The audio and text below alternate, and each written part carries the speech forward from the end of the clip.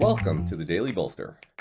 Each day we welcome transformational executives to share their real-world experiences and practical advice about scaling yourself, your team, and your business. Welcome to the Daily Bolster. I'm Matt Blumberg, co-founder and CEO of Bolster, and I'm here today with my friend Chris Epple.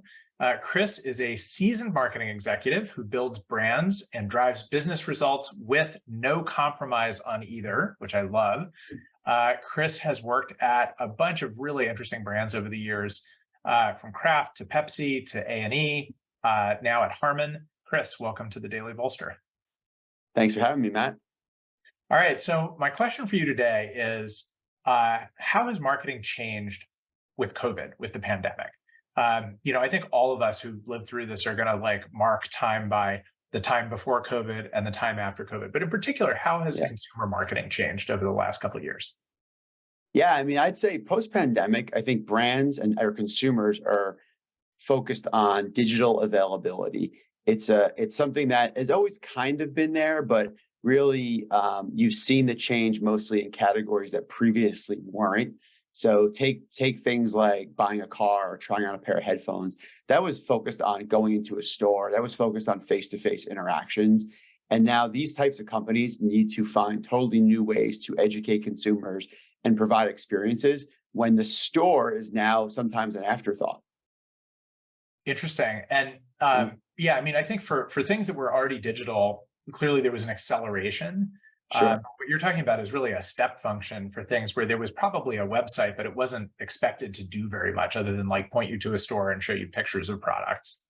Yeah, for sure. You think about, you buy a car, right? You used to go in, you used to test drive it, you used to speak with the salesperson. You wanted to buy a pair of sunglasses, you'd go in, you'd try them on. Headphones certainly saw this. So, companies that have now looked to reinvent that experience, whether it be send them in and try them on and send them back if you don't like them. Right. That's what Warby Parker has done, which is so cool. You just get 5 glasses in the mail in a really nice packaging. You try them on and you send 4 of them back. They're probably hoping you only send 2 or 3 of them back and you keep extra. Yeah, well, I think Warby Parker had no idea the pandemic was coming, but is a brand that exemplifies how to be set up in a post-pandemic world. I think content too. So take electronics, right? You used to go in, you used to try headphones on. For a while, that became absolutely not going to happen. And even still, I think the adoption of that is a little bit, people are a little skeptical. So content, testimonials, influencers, all of that are ways that you're getting research, you're getting information in ways you had never gotten in the past. Yeah, that is really interesting. So give an example of something you're doing at Harman. Yeah, so Harman, one of our big focuses is on headphones. So one of the things we've done is we've looked at different types of apps and applications where you could scan your face and try headphones on virtually. As an example of things we've tested with and dipped our toes. I'm not saying they're all successful. We've changed and made our return policies a lot easier. Because we know that people are, probably not as often going to go into a retail store and buy them. So let's make it easy to go to jbl.com, buy a pair of headphones and send them back as seamless as possible. So that's something we've done. And then even though it's not JBL, but certainly our retailers, they've built all new retail dynamics, whether it's buy online, pick up in store, curbside pickups, just different ways to change the entire experience for how to shop. I think we've all seen, you look at Amazon, the return policies have gotten so much easier because I know people are buying double, they're buying triple and returning, 1 or 2 of the purchases. Yeah, and it looks obviously some categories are easier to do that than others. I think the cars are another great example. Obviously, you're not going to buy a bunch, right? But the digital experience is going to continue to evolve there.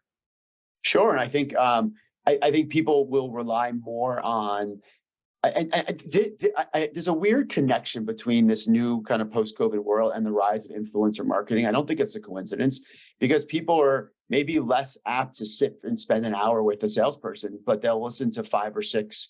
Take Lexus, for example, because we work a lot with Lexus.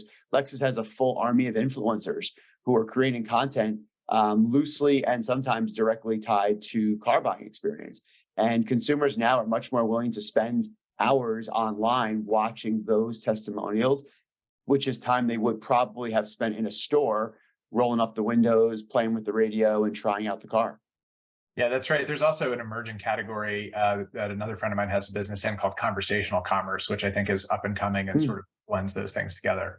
Yeah. Chris Epple, marketing guru, thank you so much for being with me today. Thanks, Matt.